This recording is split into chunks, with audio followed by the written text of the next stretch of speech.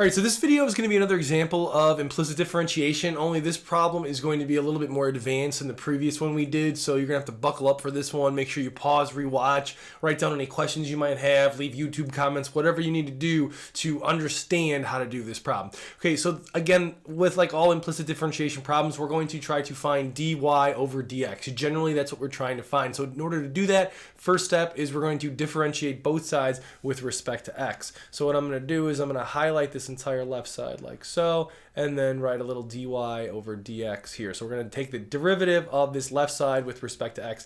Now in math, with the equal sign, what you do to one side you equally have to do to the other. So we have to take the derivative of both sides here just to remain constant here. Now, if you remember from the previous video, we talked about how the d over dx, the derivative operator, can distribute to each of the terms. So as you're doing the derivative of both sides, you have to do the derivative of each of those terms separate. Okay, this first one right here of cosine xy, that is a layered function. We have a cosine, and then it's of a function times a function inside. So we're going to need product rule, and then we're going to need chain rule because it's got this function inside of this cosine function. So the outside layer is what we're going to attack first. So the derivative of that cosine is going to be negative sine, and then you just don't do anything to that inner layer for the first pass of the chain rule. Okay, the next one would be the derivative of the inner layer, which again we're going to have to use product rule on. So in order to do that, we're going to say that this x is our f and this y is our g, and you're going to do f prime g. F prime is 1 times regular g is just y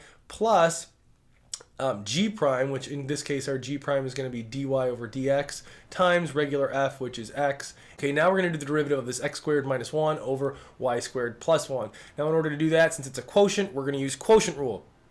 So we have g f prime, so we have this g on top, which is y squared plus 1, times our f prime on top, which is going to be 2x.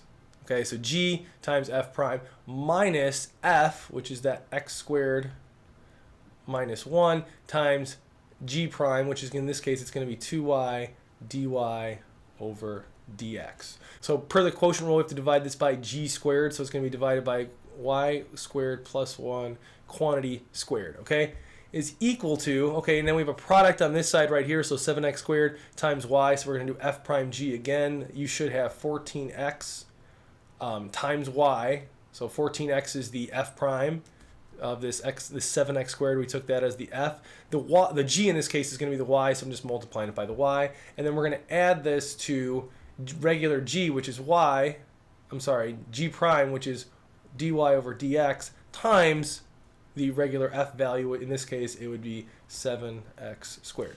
Okay, so we have this humongous equation right here that we have to kind of dissect, and it's important to note certain things. One being that the dy over dx's are kind of all over the place. So we have one here, we have one right here, and then we have one right here. So we want to get these all on one side, but in order to do that, we need all these dy over dx's to be consistent of just one term. Okay, in this case, it's being distributed here, so we're going to have to distribute this out. This one's also being distributed by divided by this y squared plus 1 quantity squared. So we have to get this dy over dx out. This one's kind of already by itself, so we're kind of golden with that one. So the first thing that we're going to want to do in this case is distribute and get those dy over dx terms on their own. So I'm going to distribute this negative sine xy times y over here, and you're going to end up with negative y sine xy, like so, and then we're going to multiply it by this dy over dx. So I distributed it here, and now I have to distribute it to this one right here. So you're going to have negative, because there's a negative sign in there, x. I'm just going to put the x first,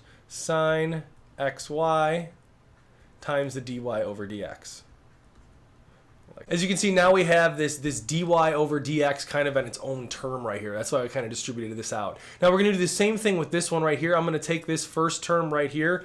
Let me circle this here to make it a little bit easier to see. We're going to take this whole thing right here and divide it by this, and then we're going to take this whole thing right here and divide it by this and make sure we subtract those two terms. So that's what I'm going to do now. So I'm going to take this term right here divided by this y squared plus 1 quantity squared. So it's going to be y squared plus 1 times that 2x divided by y squared plus 1 quantity squared minus x squared minus 1 times 2y dy over dx all over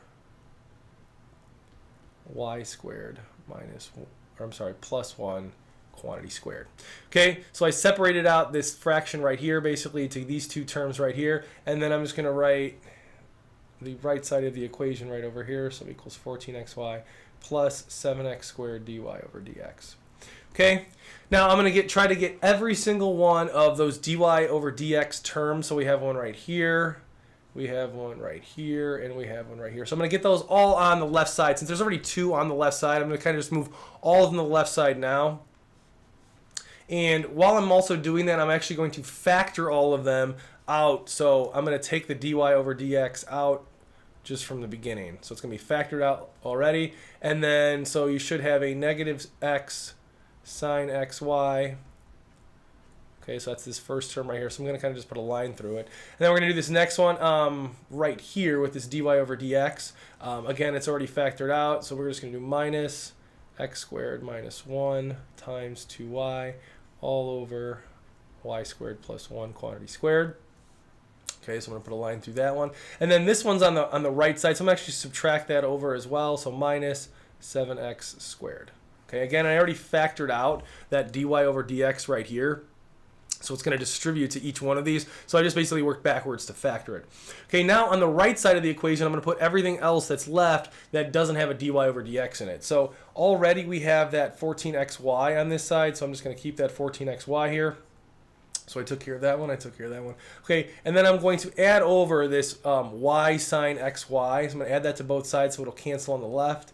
And you'll have y sine xy like so.